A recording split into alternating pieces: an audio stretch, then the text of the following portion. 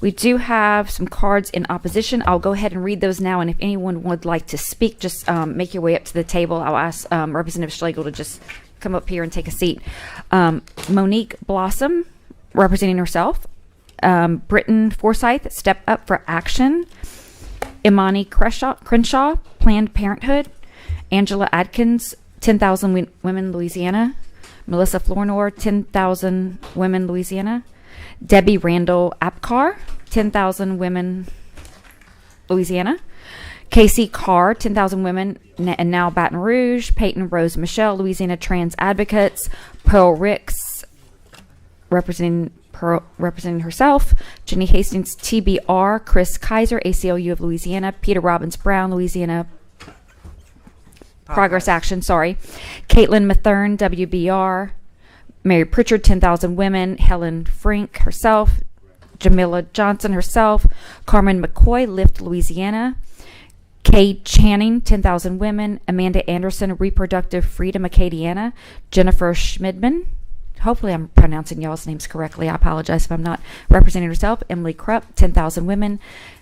Jeramisha Warner, PPGC and 10,000 Women. Amanda Jones, 10,000 Women. Caitlin Williams, 10,000 Women, Louisiana. Anika Vanderspeak, Lift Louisiana. Andrea Pickoff, District 65 maybe. Michelle Ehrenberg, Lift Louisiana. And we did get one email in opposition, and then that's in the record. All right, Ms. Flournoy. Great. Welcome to the committee. Thank you, Representative Davis. I'm Melissa Flournoy. I'm the board chair of 10,000 Women, Louisiana. I want to thank Representative Schlegel for all of her efforts to protect children, but I do have some concerns, and I'm here to speak against House Bill 77. In reviewing the legislation, I always ask, is the bill necessary? And in the 2022 legislative session, you passed House Bill 142, which became Act 440. That bill created liability for publishers of pornography and required age verification software for access to materials and provided a process for civil penalties. Based on reading House Bill 77, it's not apparent why this legislation is needed unless it's a backdoor effort to give the Attorney General's office more authority to raise money through fines and fees to expand his office.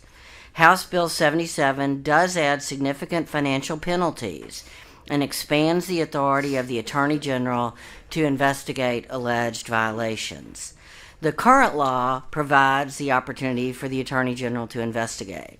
House Bill 77 creates a new fee or fine of $5,000 a day for each violation to be paid to the Department of Justice in order to fund the investigation of cyber crimes involving the exploitation of children. The legislation also allows the Attorney General to request the court to impose an additional penalty of $10,000 a day to be paid to the Department of Justice. Here are our concerns. Is this bill necessary to protect children? Does this bill add similar language in a different section of the law to cover the same offenses as covered under Act 440? Why and to what purpose will this accomplish other than generating a reason for the Attorney General's office to pursue efforts of additional fines and fees? Our basic concern, and I think Representative Schlegel addressed this, but we do want to be specific, is this bill part of a larger strategy to promote censorship and limit access to publicly available information, including R-rated movies shown on cable TV and streaming services?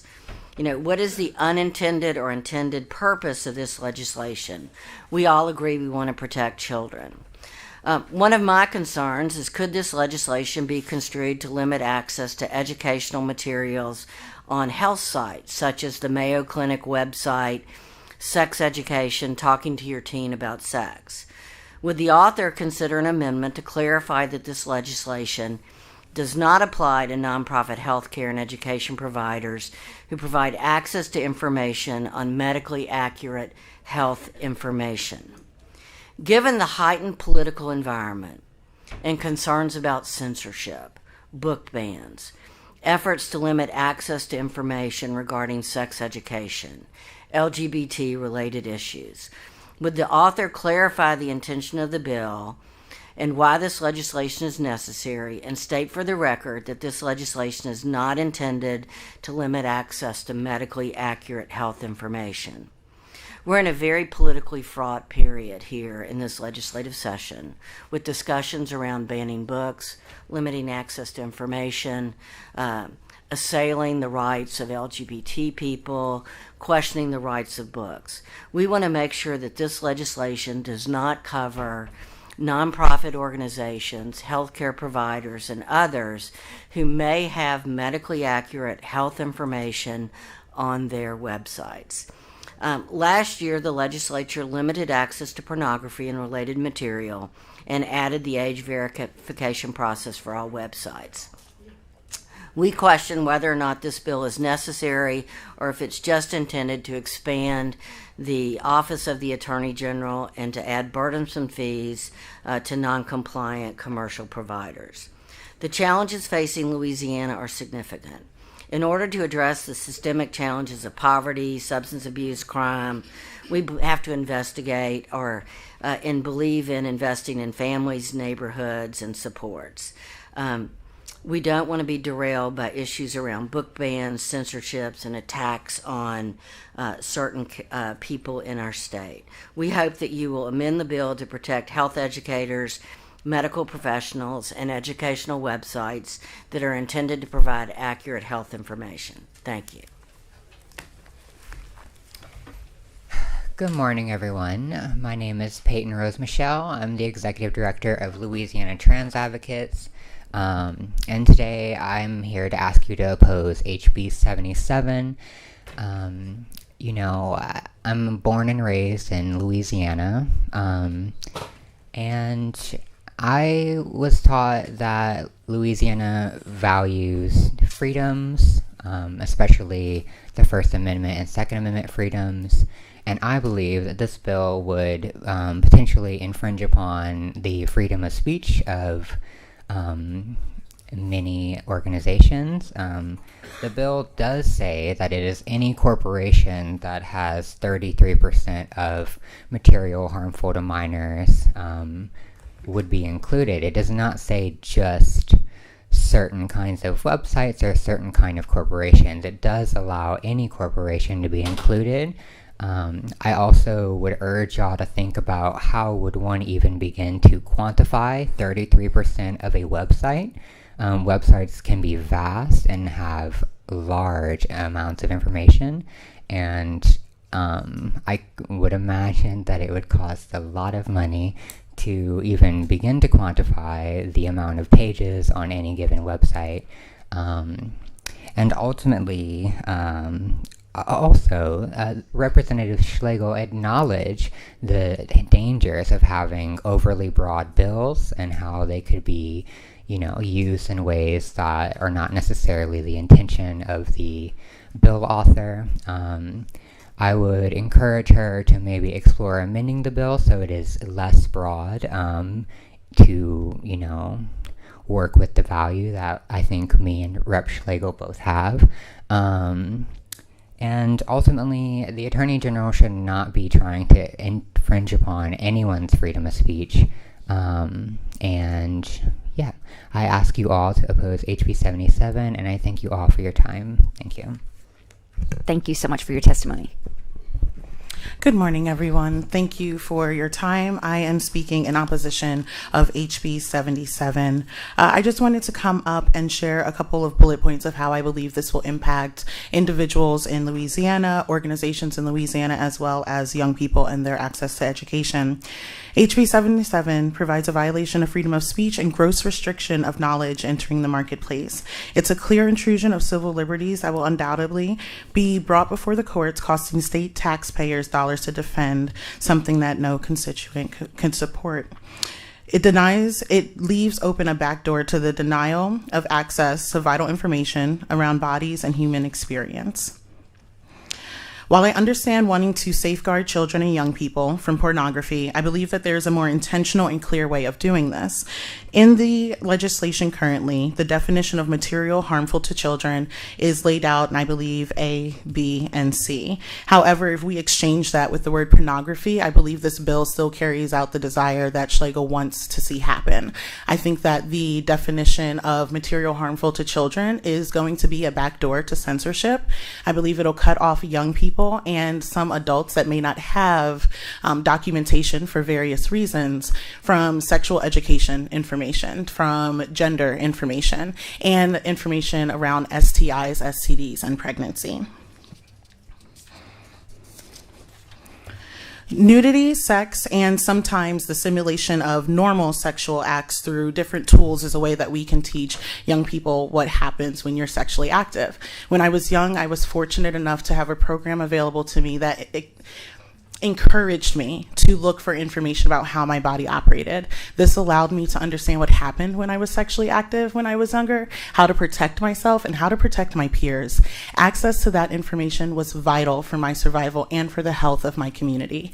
This bill can do what Schlegel would like it to do, what Representative Schlegel would like it to do. However, I think it's very important that we remove material harmful to minors and replace it with pornography, which has its own definition. Representative Schlegel said just the other day, if pornography companies refuse to be responsible, then we must hold them accountable. It is important that we hold those companies and those companies alone accountable. With this type of language, nonprofit organizations, educational organizations, and groups like parent-teacher groups wouldn't be able to release information that they deem appropriate or deem necessary for their populations. And I would like to say that I agree with Peyton Rose in the quantification of 33% of a website, as I'm curious if that would also involve titles, menus, or landing pages and the information there within. I really appreciate everyone's time, and I hope that you bring these points to heart and to home as you're voting, and I oppose HB 77. Thank you for testifying. Can you identify yourself for the record? Yes, my name is Pearl Ricks. My pronouns are they, them. Thank you. We appreciate it. Yes. All right. Wait, we do have a question for Rep. Jordan. Yeah, my question is for Ms. Flournoy. Some of the things she brought up. Oh, yeah, thanks. Appreciate it. Thank you. I would have gone mad if I'd lost my phone. Yes, sir, Representative Jefferson. Jordan. Jordan, I'm sorry. That's all right. Look, I understand what you're saying, and I certainly don't necessarily agree with the proposed amendment that you had. But two questions. When I'm looking at the bill, as it relates to the AG, I think in there somewhere that he's given like a 30-day provision for these commercial entities to comply before there are any penalties. Does that alleviate any of your concerns on that? No, sir. I really would like there to be clarification that this doesn't apply to nonprofit healthcare, educational, and medical providers, because I do agree with the previous speaker. The material harmful to minors. No, but let's go to that. When they talk about that, the only other thing I questioned, and I understand the broadness of it, but in this aspect, I don't know if it doesn't help your position, where it says taken as a whole lacks serious literary, artistic, political, or the last part, scientific value. I would think, in my opinion, that medical accurate information would have scientific value. I believe it would. I just hate to admit that I really don't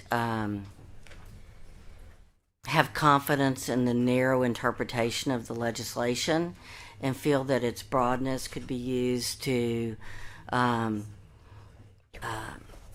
cause concern to healthcare providers and educational sites.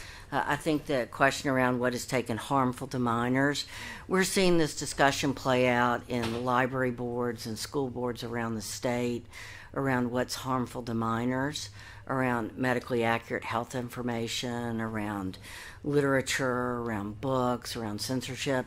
I know that's not the intent of this bill, and I appreciate Representative Schlegel, but I just am really concerned that we're creating an open door to further censorship issues around other types of information and giving a cause of action to the Attorney General. And as was mentioned earlier, we may trust the current Attorney General. We don't know who the next Attorney Generals will be. And so I guess I have a very clear concern about ensuring that this is intended strictly for pornographic sites. And so if you changed harmful to minors to pornographic sites, that would address some of my concerns as well. I'm concerned that we've opened the door in a broader community conversation around what types of information are harmful to children and minors. Given some of the dialogue at library boards around the state, concerns about information about children's books or material targeted towards adolescents and high school age children, I'm afraid that there are those that would make a case that more generally acceptable medical information could be considered harmful to minors. And so I would like to be as specific as possible to narrow the implications of this legislation. Because frankly, we all agree, we don't want young people accessing pornography. One of the things that's been most shocking to me is because everybody now has one of these in their pockets, so many young people are exposed to so much way too early. We have adolescent young boys, essentially addicted to pornography. I understand, the need for and the problems we're trying to address. I just don't want us to create or broaden this to create some unintended consequences. So that's agree. Sort of my basic concern. I agree with I don't want to create unintended consequences either, but I'm just wondering the way that it's I guess in my mind, as especially when you talk about scientific value, if the broadness doesn't help your position, but I question the need for this bill because you already passed practically unanimously last year House Bill 142, which is now Act 440. And I don't understand why this bill doesn't just go in and say, as part of that, we want to now add fines, penalties, and fees of $5,000. I don't know why this bill isn't a one-paragraph bill about adding fines and fees. If that's the intent of the author, then the rest of this language is generally unnecessary and redundant to the legislation that was passed last year. That's why I lack confidence that this bill really is limited to its stated intent, because the language that's included in it is already part of current law in Act 440. Are y'all tracking with me? I can read you the information from Act 440, which defines commercial entity, which defines pornography, which page upon page. So I just don't feel that this bill is necessary or appropriate or needed to accomplish the task. The only thing this bill does is to give the power of the Attorney General to fine internet providers $5,000 a day and to expand this definition of what's harmful to children. And so words have consequences, and so that's really what our biggest concern is today. All right, thank you. Thank you. Thank you. Before I forget, I was just handed another card in opposition. Katie Hunter Laurie with Louisiana Survivors for Reform. Right. Thank you. And don't forget to state your name for the record. Thank you. Sure. My name is Angela Adkins. I am the executive director of 10,000 Women Louisiana, and I won't go over some of the points that the other speakers made, but I do wonder about a couple of things in this bill. Under Section D, Section 4A, what is the definition of sex? That is a very general and broad term, sex. Are we talking about male, female? Are we talking about the act of sex? Are we talking, what is the definition of sex in this bill? Under B, patently offensive way with respect to what is suitable for minors. Who's deciding what is suitable for minors? Shouldn't that be up to the parents that are raising them, or their families, or their grandparents?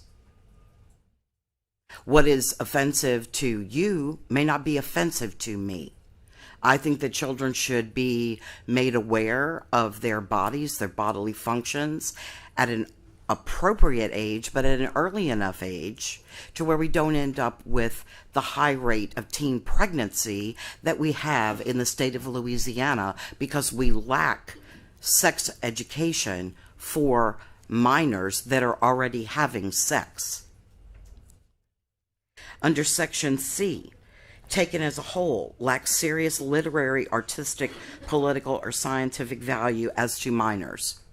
Who's deciding that? I think this bill is extremely broad. It does open the door to an attorney general who is already on a witch hunt for banning books and other information in the state of Louisiana, who's also encouraging people to turn in other people to be held liable for somebody's ambiguous thought of what is appropriate for minors. This is not something that you can necessarily legislate. Yes, we should keep very harmful things out of the reach of children, but parents should also have the right to decide what is in the best interest of their children and what is appropriate for their children. Thank you. Thank you.